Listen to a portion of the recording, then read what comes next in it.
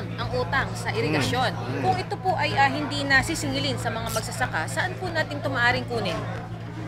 Wala na, i-waive na yan dahil condone na yung utang na yan, pabayaan na yan. Budget na yan. Palagay, Ilagay na sa budget wala na na, hindi imposible naman makukulikte eh. Walang pambayad ng mga magsasaka. Lalo na ngayon. Wala silang sa paano nilang, kaya sinasabi ko doon sa NIO, huwag nilang asahan yan. At gumawa na kayo ng ibang plano na maghanap kayo ng pondo para naman mas maganda magiging. Nagrereklamo sila, wala silang budget. Kaya doon sila kukuha daw, yun ang inaasahan nila. Kailangan gumawa sila ng mas magandang plano na imbis na nagsisingil sila sa farmer, dapat kung nagbibigay sila ng tulong, ng suporta. Kabaliktaran yata yung mga naging polisiya ng NIA. Lalo pa ngayon, Mr. Senator, karamihan sa mga probinsya, mga rehiyon, tinamaan ng sunod-sunod na kalamidad. So ano ang maipapangako nyo sa kanila para sila makabangon ulit? Well, marami yan. May short range, may long range. Ano? Short range yung short range na kailangan, siguro kung talagay ko, huli na eh. Ano na ngayon eh, Disyembre na ngayon, hindi na makapagtanim. Kailangan, makaraos lang hanggang sa next planting season. Dahil ngayon, dapat nag-aani na, magmimiling na. Minamalas tayo. Kaya siguro, ang dapat natin gawin, pag-aralan ulit yung dating mga production loan na binibigay, yung mga pautang para sa mga inputs, para sa similya, para sa bini, para sa ayuda, lahat ng mga iba't ibang pangangailangan. Pero kailangan talagang bigyan ng suporta ng gobyerno. Wala tayong nakikitang suporta ng gobyerno. Tinignan namin noon yung insurance. Napakamahal ko, konti lang ang mga makocover, kaya kulang yun. Sa long range, kailangan yung talagang kilalanin na natin na may climate change. At kahit nagbago talaga ang panahon, kaya kailangan natin pagplanuhan, paghandaan. Yan ang mga nagiging damage. Pero siguro, kung masuportahan na mabuti, not only sa suporta sa farmers, pero pati na yung pag-asa na dahil halimbawa, itong nakaraan. Pero kailangan naka-ready tayo. Yun ang kaya hindi tayo makapag-ready kung hindi natin alam kung kailan darating, saan dadaan, etc.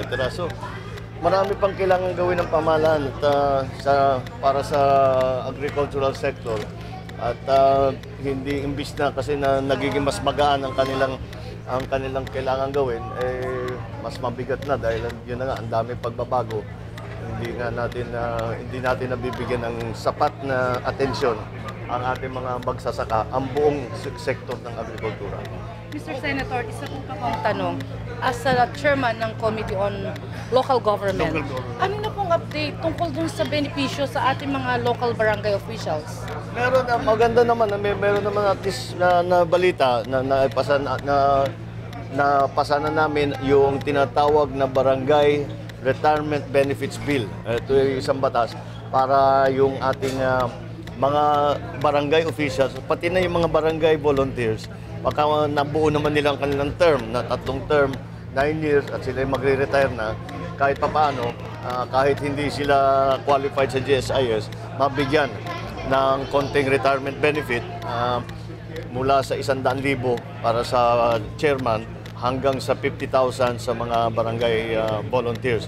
Kasama lahat dyan, yung lupo na tagapamayapa, yung daycare, yung barangay health workers, lahat sila kasama doon sa volunteers. Kaya ito sana masuportahan ng gusto para mapirmahan kaagad sa palasyo, maging batas na, maramdaman na ng mga susunod na barangay officials natin. Umaasa po ba kayo na bago matatapos ang termino ng Pinoy, ay mapirmahan ito at maisabatas? Umaasa ako dahil tapos na kami sa Senado. Tapos na sa House. So, ang kailangan na lang yung kanyang pirma. Sana naman mapirmahan na niya, maging batas. O kung hindi niya pipirmahan, after 30 days, batas na yon. So, inaabangan natin. Sir, ang National Food Authority po ay naitatag po yun ng panahon po ni former President Marcos, yung father po rin. Pag po naupo kayo, sir, may plano ba kayong ibalik yung dating NFA? Yung dating buhay na NFA. Iba pa yun. Nag-start yun NGA. Naging NFA.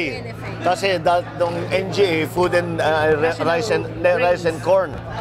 Tapos pinalawak yung coverage, kaya naging NFA. Ganon din ang dapat na baging trabaho. Pinagpapantay-pantay ang presyo ng bilihin. Nabanggit kanina ni kasamang Isko na meron yung kadiwa, kasama yun sa kasi yung binibili ng NFA, yun ang pinagbibili ngayon, pinagbibili sa kadiwa, farm gate price yun. Para kang namili dun mismo sa mga magsasaka, kaya't mababa ang presyo ng bilihin. Pero hindi na natin ginagawa ngayon yun eh. So talagang kailangan dahil ang agrikultura ngayon ay 10% na lang ng ating GDP. Pero karamihan nga ng mahirap ay nasa agrikultura. Talagang maliwanag na malaking tulong ang kailangan ng agricultural sector. Isang bahagi lamang yan. Kasi kung minsan hindi naunawaan ng tao na ang agrikultura hindi yung pagtatanim lamang, kundi lahat ng suporta na kailangan ng isang magsasaka. Kaya yan ang dapat natin ibalik. Sana sa susunod na administrasyon, may bigyan naman nila makikilala naman nila ang importansya ng agricultural sector. Sir, One last solution. Di po ba proyekto rin ito ng inyong mga magulang? Kasi produkto ko ng mga panahon na iyon. Sir, hindi po ba ibabalik din natin ulit? Sa aking palagay, iba na. Baka kailangan kasi ngayon, yung Green Revolution, backyard farming yan eh. Ang kailangan ngayon natin, yung extensive. Kailangan yung malalaking traktor, malalaking makinarya, yung at saka malalaking post-harvest facility para bumaba ang cost, para makipagkompetensya tayo sa abroad sa ating produkto. Kailangan talagang yun ang dapat natin hinahabol.